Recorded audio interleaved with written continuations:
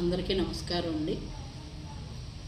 ఈరోజు టాపిక్ ఏంటి అంటే, చాలా సున్నితమైన మనసున్న వాళ్ళకి అది గుచ్చుకుంటుందండి. చాలా బాధపడతారు. ఆ బాధ మామూలుగా ఉండదు.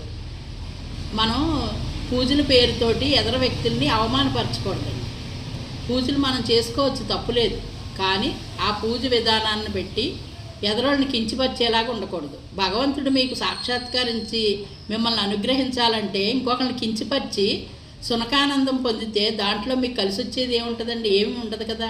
ఓ తాంబూలం పేరుతోటి పిలిసో, లేకపోతే ఏదో ఒకటి బొట్టు పేరుతో పిలిసో, లేకపోతే పూజ చూద్దురుగాని రండి అని పిలిసో, అవమానకరంగా మేము కనుక ఇలా చేసుకున్నాం, మేము కనుక ఇలా చేస్తున్నామని టీవీల్లో చూసేవి కాదండి. శాస్త్ర ప్రకారంగా ఏ రకంగా చేస్తే మనకు మంచి జరుగుతుంది, మన ఇంటికి మేలు జరుగుద్ది, మన పిల్లలకి భర్తకి మేలు జరుగుతుంది, అది చూసుకోవాలి తప్ప టీవీలో రకరకాల సిద్ధాంతులు వేదాంతులు చెప్పే అన్నీ